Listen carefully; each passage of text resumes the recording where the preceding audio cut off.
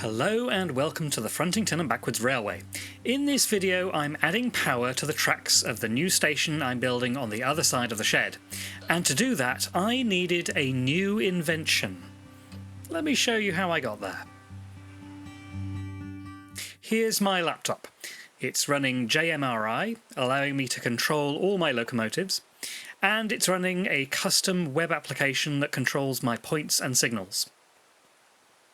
There's an Arduino connected by USB, and that's running DCC-EX, operating as my DCC control box. It has two outputs, one for a programming track and one for the main track. The main track feed goes to these two bus wires, which in turn feed all the dropper wires for the track of the Frontington and Backwoods layout. But now I'm building an extension to the layout. Around this far end will eventually be a fiddle yard of 3 tracks, giving me some train storage space, before feeding into the new station of Tutherside. And all of this will need power too. I've already begun soldering the dropper wires for this run of points, but they're not connected to anything yet. And this is where I'm pondering solutions. So, let's set out some criteria. My ideal power distribution solution needs to be safe, reliable, versatile, and affordable. I could just splice the wires together. It's quick and easy, and I've seen many people do this very effectively on their layouts, but for someone as indecisive as me, this doesn't feel like quite the right solution. Another option worth mentioning is using this self-adhesive copper tape.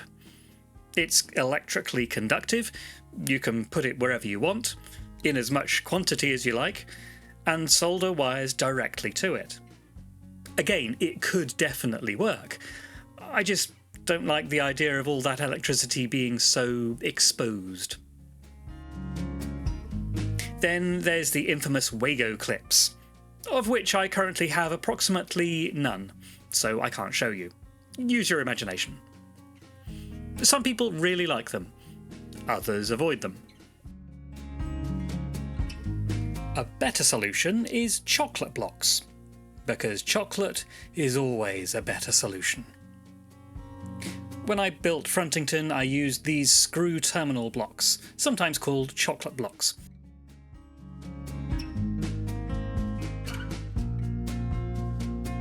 It worked well, though the screw has to hold 2 wires at a time instead of 1, so I have seen some reliability issues over the years.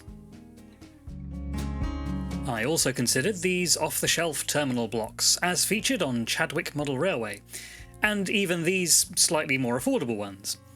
But the cost still mounts up when you're using a lot of them, and I'd like a little more flexibility. But it did get me thinking. Those screw block connectors aren't anything special. They're standard electronic components. So I bought 120 of them for £7.50, so I can make my own. How hard could it be? Connecting the terminal blocks together is nice and easy. They just slot together in whatever combination I want. But how do I attach this to the underside of Tutherside? Well, then I remembered that my son has a 3D printer and a lifelong goal of being an inventor.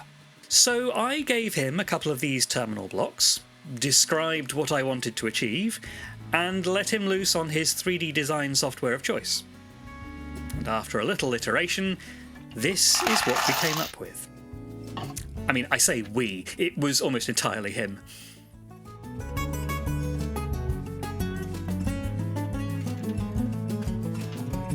The terminal block just clips in, meaning I can make it as long or as short as I want.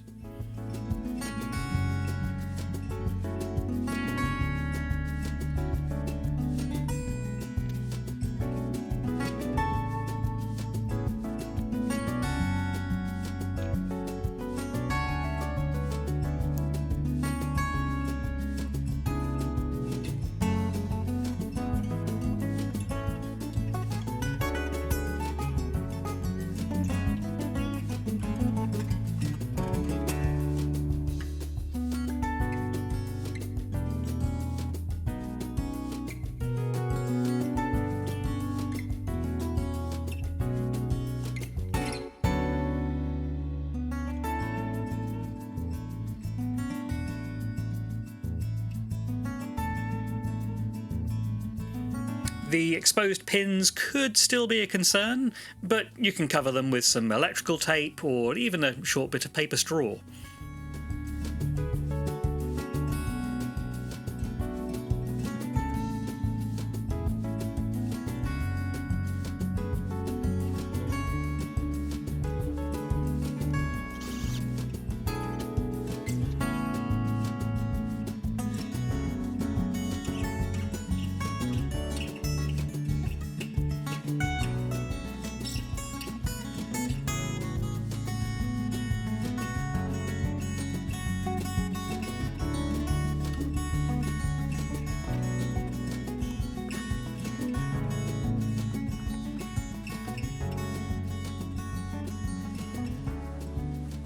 Now to test it.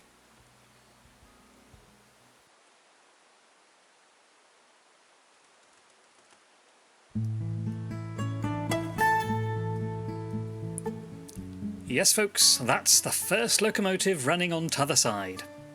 Or at least a very small part of it.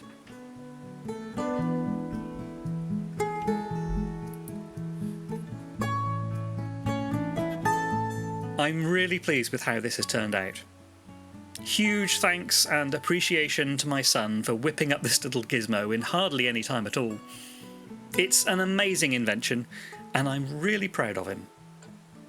He charged me about £3 to print off 12 of these, which I think is fair.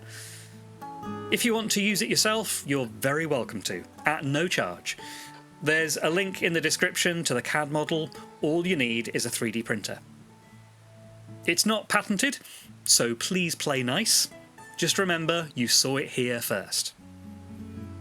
I'll also put a link in the description to the terminal blocks, in case you're interested.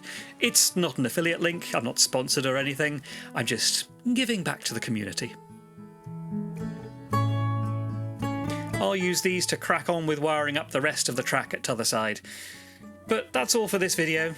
Thanks for watching. Bye for now.